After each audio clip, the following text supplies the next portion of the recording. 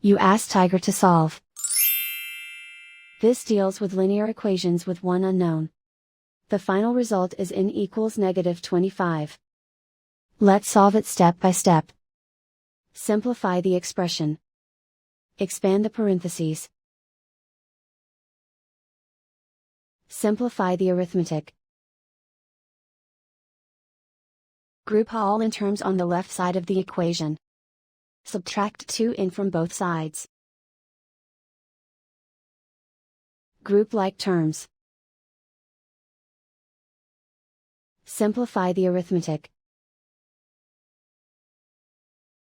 Group like terms. Simplify the arithmetic. Group all constants on the right side of the equation. Subtract 75 from both sides. Simplify the arithmetic.